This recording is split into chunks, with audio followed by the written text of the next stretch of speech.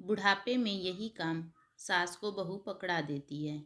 सरोजनी दीदी कब से बुला रही हैं। उनकी बहू आए भी 4 साल हो गए। चलो एक बार घूम आते हैं। राघव के बार बार कहने पर रागनी तैयार हुई अपनी नंद के घर जाने के लिए।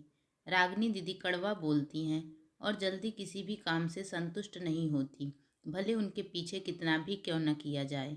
4 भाइयों की सबसे बड़ी बहन थी सरोजनी।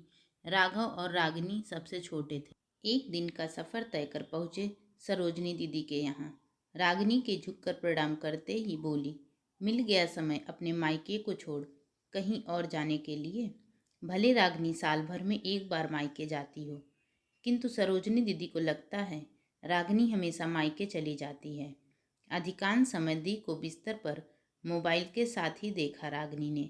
सब कुछ चाय नाश्ता खाना नियत समय पर बहू दे देती थी। पति की मृत्यु के बाद से सरोजनी दी अपने इकलौते बेटे बहू के साथ रहती थी। घर में ही फिसल कर बहू त्रिशा का घुटना टूटने के बाद से घर में कुक लगा दिया।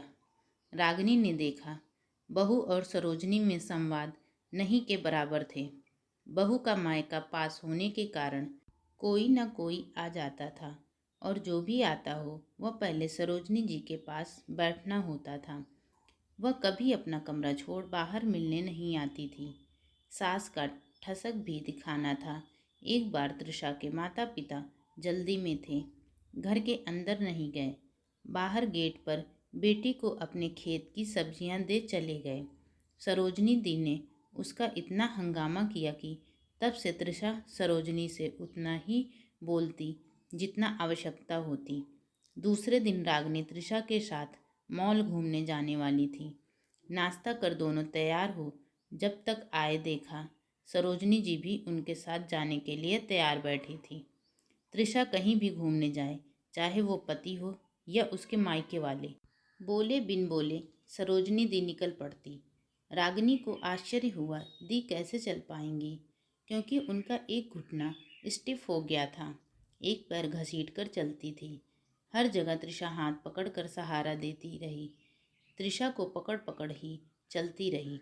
रात को टीवी देखते सरोजनी मटर छील रही थी। जैसे ही रागिनी कमरे में आई, सरोजनी बोली, बुढ़ापे में यही काम सास को बहू पकड़ा देती है। चावल बिनने, गेहूं साफ करने, सब्जी काटने और मटर छीलने। भले सम्मान दे या ना दे, पर सास को ऐसे काम अवश्य देती है। थोड़ी आवाज़ में नाराजगी थी। कोई नहीं दी, ऐसे छोटे मोटे काम करते ही आप अपने आप को घर से जुड़ा हुआ महसूस करेंगी। कुछ काम ना भी करो तो खुद को परिवार से भी कटा कटा महसूस करेंगी। क्योंकि रागिनी ने देखा तृषा भले बात कम करती हो, पर सरोजनी का पूरा ख्याल रखती थी। गुस्से में बोली, हाँ यही काम करना बाकी रह गया। बाकी तो इस घर में क्या हो रहा, क्या निर्णय लिए जा रहे, क्या प्रोग्राम बन रहा, आदि किसी चीज़ की भनक ही नहीं।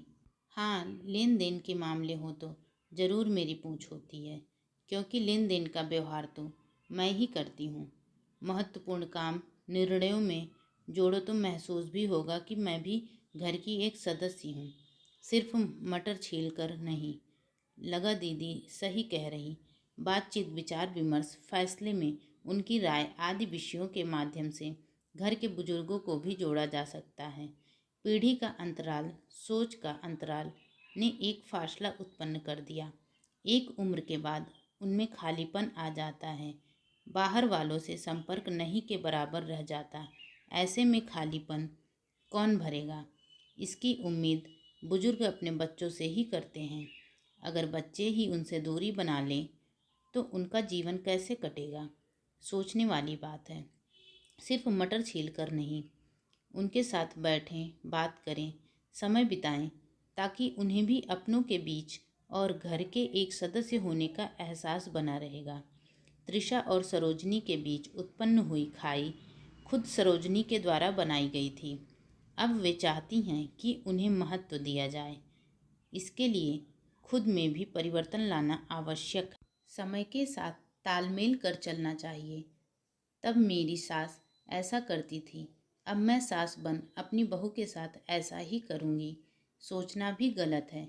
क्योंकि आज की नारी शिक्षित, स्वतंत्र विचारों वाली, आत्मनिर्भर और आत्मविश्वासी है, किसी से दबकर रहने वाली नहीं। Thanks for watching.